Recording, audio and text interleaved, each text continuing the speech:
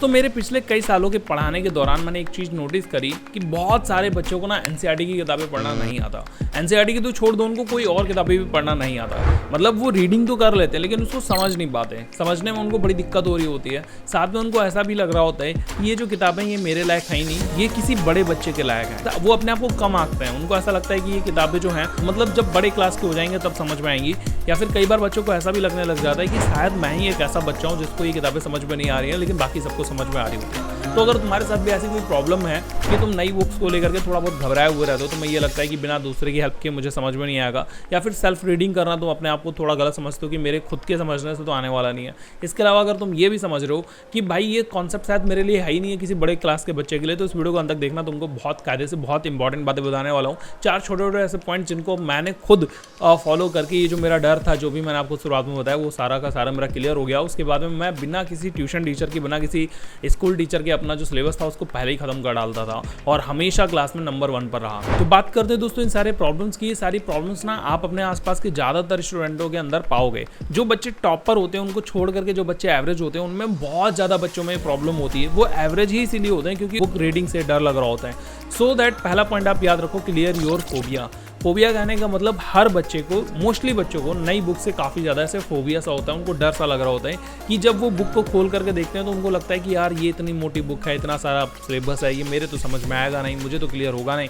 इसके जो वर्ड हैं यानी कि जो उसकी वर्डमाला है, वर्णमाला नहीं बोलेंगे, क्या बोलेंगे, शब्दावली, वो काफ़ी ज़्यादा डिफिकल्ट होगी, मेरे लेवल की नहीं होगी। इस टाइप का फोबिया लगभग हर एक बच्चे को रहता है। लेकिन याद करो अपना वो समय जब तुम क्लास 7th में थे और 7th की बुक को देख करके तुमको बड़ा सा डर लग रहा होगा कि यार इतनी मोटी मोटी बुक्स आ गई, अभी तक तुम पतली पतली पढ़ रहे थे, लेकिन जब 7th क्लियर हो गया तो आपको क्या अभी डर लग रहा है।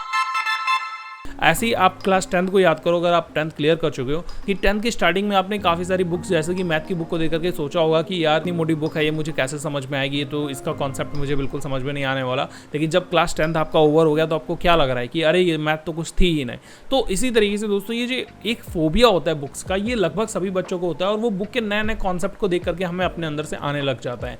जबकि अगर आप अपने इस फोबिया को थोड़ा साइड करके उस टॉपिक को समझने की कोशिश करोगे, देखोगे कि इसमें तो कुछ है ही नहीं, तो आपको बुक बहुत ज़्यादा आसान लगने लग जाएगी। और इसके लिए आपको क्या करना चाहिए, इसके लिए आपको हर बुक के किसी बीच का पार्ट ना खोल करके सबसे पहले उसका जो इंडेक्स है, इंडेक्स पैनल है, उसको समझना चाहिए।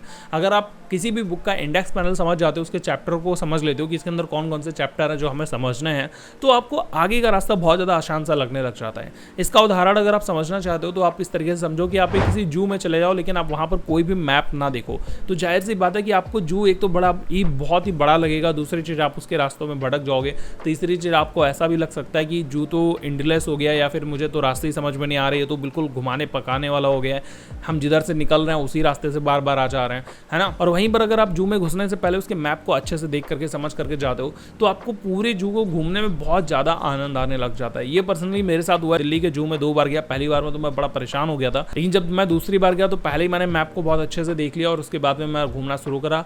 तो यहाँ पर मुझे 2 चीज़ों का फायदा मिला, एक तो मैंने मैप देख करके काम करना शुरू करा, दूसरा मैं पहले से ही घूम रखा था, तो दूसरी बार मुझे घूमने में जो मजा आया पूछो मत। यही सब कुछ बिल्कुल सेम हमारा शुरू होता है हमारे सिलेबस के साथ में। जब हम अपने सिलेबस की बुक्स को देखते हैं, उसके रोड मैप को देखते हैं, उसके चैप्टर को समझने की कोशिश करते हैं, तो हमें पूरी बुक बहुत अच्छे से समझ में आने लग जाती है। लेकिन अगर आप कोई चैप्टर डायरेक्टली स्टार्ट कर देते हो बिना उसकी भूमिका को पढ़े हुए, बिना उसके पृष्ठभूमि को पढ़े हुए, तो आपको दिक्कत आती ही आती है। इसीलिए कोशिश करो आप इंडेक्स और साथ में जो उसकी भूमिका वाला पेज होता है, इन्फॉर्मेशन वाला, इंट्रोडक्शन वाला, वो जरूर पढ़ लिया करो, मजा आता है उसको पढ़कर। और साथ में बुक का कॉन्सेप्ट, बुक का उद्देश्य, बुक का एम और वो क्यों हमें पढ़ाई जा रही है, सारी बातें भी हमें अच्छे से समझ में आ जाती हैं, जिससे हमें आगे पढ़ने में काफ़ी ज़्यादा हेल्प मिलती है। बुक रीडिंग करते समय आपको पॉइंट नंबर 2 ध्यान रखना है कि जब भी आप किसी भी बुक को पढ़ो, चाहे वो एनसीईआरटी हो या फिर कोई भी हो, आपको हमेशा ही अपने साथ में एक रफ नोटबुक रखनी चाहिए। वैसे तो मैं सजेस्ट करता हूँ हर सब्जेक्ट की अलग रखो, लेकिन एटलीस्ट आप एक रफ नोटबुक अपने साथ रखो।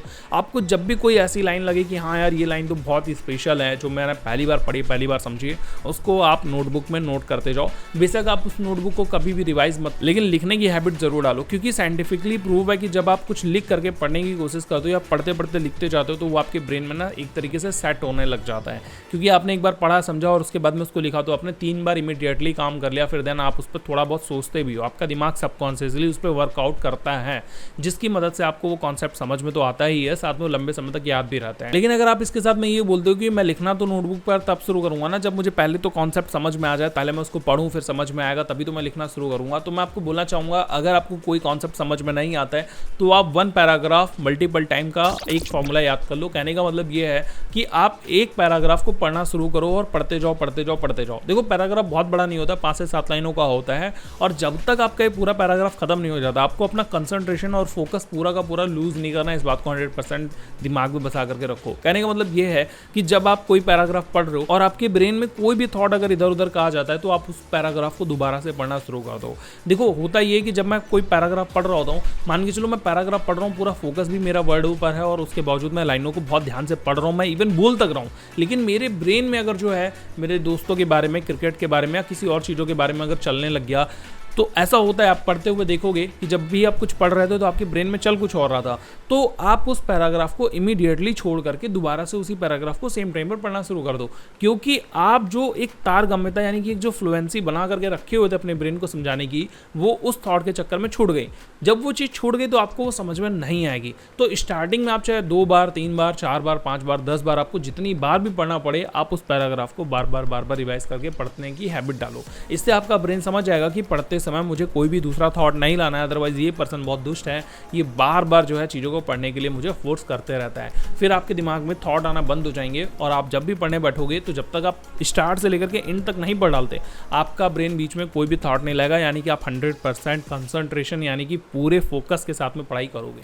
और इसका फायदा यही मिलेगा कि बुक्स जो है आपको एक बार रीडिंग में अच्छे से समझ में आने लग जाएंगी, बिना ट्यूशन टीचर के, बिना स्कूल टीचर के। आप पहले से ही बुकों को पढ़ करके घर पे ही सबको समझ डालोगे। इसी के साथ में मैं आपको बताना चाहूँगा पॉइंट नंबर 4, जो कि बहुत ज़्यादा इंपॉर्टेंट है, और वो है डिस्ट्रैक्शन का। देखो जब भी हम पढ़ने बैठते हैं, मोस्ट प्रॉब्ली आप अपने घर पे या फिर अपने स्कूल में कहीं भी पढ़ रहे होगे तो आपको डिस्ट्रैक्शंस मिलती होंगी। डिस्ट्रैक्शन आपके दोस्तों की, आपके घर वालों की, या फिर किसी सुई की आवाज़ नहीं, बेसिकली घड़ी की जो सुई की आवाज़ होती है वो भी आपको टिक टिक टिक करके डिस्ट्रैक्ट कर सकती है।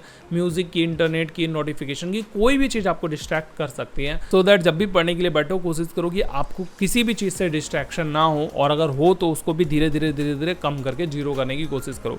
लेकिन अगर आप जो है डिस्ट्रैक्शन को अवॉइड नहीं कर पा रहे हो तो आप मेरी ये वाली वीडियो देखना। इस वीडियो में मैंने बहुत अच्छे से बताया है कि कैसे एक स्टूडेंट लाइफ में आप अपने डिस्ट्रैक्शंस को अवॉइड कर सकते हो। तो ये वो दोस्तों 4 मेथड जिनको आप अगर फॉलो करते हो तो आपको कभी भी जो है बुक रीडिंग में कोई भी दिक्कत नहीं होगी। दोस्तों इसी टाइप की वीडियोस जो आपके लिए बहुत ज़्यादा हेल्पफुल हो सकती हैं, किसी भी स्टूडेंट के लिए बहुत ज़्यादा हेल्पफुल हो सकती हैं, ऐसी वीडियोस मैं अपने चैनल पर रेगुलरली अपलोड करता रहता हूँ। सो दैट आप मेरे चैनल को सब्सक्राइब कर लो और बेल आइकन को दबा करके नोटिफिकेशन को ऑन कर लो, ताकि फ्यूचर में मैं ऐसी कोई और भी वीडियोस डालता हूँ तो आपको टाइम टू टाइम मिलती रहे। साथ में अगर आपको ये वीडियो पसंद आए तो इस वीडियो को लाइक कर दीजिएगा, बहुत ज़्यादा पसंद आ गया तो अपने दोस्तों के साथ शेयर कर दीजिएगा, और चैनल को सब्सक्राइब करके अपनी तरफ से जो आपका प्यार है उसको कमेंट बॉक्स में दिखा करके जाइएगा। मैं मिलता हूँ आपसे अगली वीडियो में, तब तक के लिए गुड बाय, टेक केयर, देखते रहिए फुल ऑन गाइड।